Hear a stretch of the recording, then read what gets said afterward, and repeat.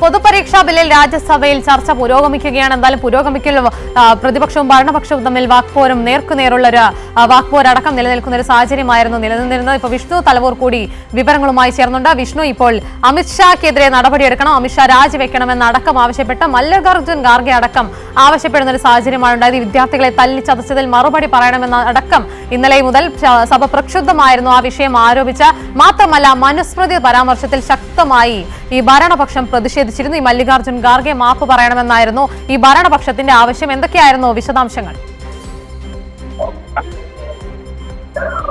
ഇന്ന് ഉച്ചയോടുകൂടിയാണ് രാജ്യസഭയിൽ പൊതുപരീക്ഷാ നിയമ ഭേദഗതി ബില്ലിന്മേലുള്ള ചർച്ച ആരംഭിച്ചത്. എന്തായാലും ഇപ്പോഴും ചർച്ച പുരോഗമിക്കുകയാണ്. വലിയ തരത്തിലുള്ള ഭരണ പ്രതിപക്ഷ വാക്കുതർക്കങ്ങളും ഈ ചർച്ചയ്ക്കിടെ നടക്കുന്നുണ്ട്. പ്രത്യേകിച്ച് ചർച്ചയിൽ തുടക്കത്തിൽ തന്നെ രാജ്യസഭാ പ്രതിപക്ഷ നേതാവായിട്ടുള്ള മല്ലികാർജ്ജുൻ ഖാർഗെ സംസാരിച്ചിരുന്നു. മല്ലികാർജ്ജുൻ ഖാർഗെ അമിത്ഷാ ഉൾപ്പെടെ കടന്നാക്രമിച്ചുകൊണ്ടാണ് ചർച്ചയിൽ പങ്കെടുത്തത്.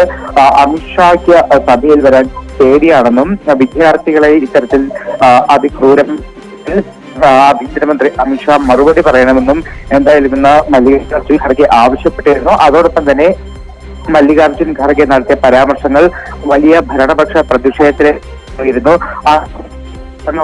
അമിത്ഷാറിയുമെന്നും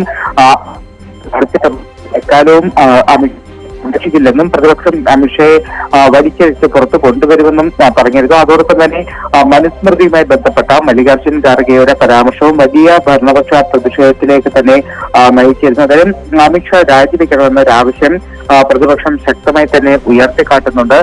ഇതിനു പുറമെ സഭയിൽ ചർച്ചയിൽ പങ്കെടുത്തുകൊണ്ട് ജോൺ ബ്രിട്ടാസ് എംപിയും വലിയ വിമർശനങ്ങൾ തന്നെയാണ് ഉന്നയിച്ചത്. ഈ രാജ്യത്തെ വിദ്യാർത്ഥികളുടെ കണ്ണീർ വാതകം കൊണ്ട് തുടച്ചു കളയാനാകില്ല. അത്രത്തോളം ക്രൂരമായ പെല്ലറ്റ് ഗൺ ഉൾപ്പെടെ ഉപയോഗിച്ചുകൊണ്ട് ക്രൂരമായ നടപടികളാണ് വിദ്യാർത്ഥികൾക്കെതിരെ അരങ്ങേറിയത്. പ്രധാനമന്ത്രി നരേന്ദ്രമോദി അർദ്ധരാത്രിയിൽ ഇൻസ്റ്റഗ്രാമിൽ വീഡിയോ ഇടുന്നു. പക്ഷെ അത്തരത്തിൽ ഇൻസ്റ്റഗ്രാമിൽ വീഡിയോ ഇടുന്നതിന് പകരം പ്രധാനമന്ത്രി സഭയിലെത്തി സംസാരിക്കുകയാണ് വേണ്ടത് എന്നതുൾപ്പെടെയുള്ള വിമർശനങ്ങളും NDA സ്ക്രാപ്പ് ചെയ്യണമെന്നത് അടക്കമുള്ള ആവശ്യങ്ങൾക്ക് എന്തായാലും ജോൺ ബ്രിട്ടാസ് എംപിയും അല്പം മുന്നേ സഭയിൽ ആവശ്യപ്പെട്ടിരുന്നു. നിലവിൽ ഞാൻ നേരത്തെ പറഞ്ഞതുപോലെ രാജ്യസഭയിൽ ഇപ്പോഴും ചർച്ച പുരോഗമിക്കുകയാണ്. ഉമ, ശരി, വിഷ്ണു തലവൂരാണ് വിവരങ്ങളുമായി ചേർന്നത്.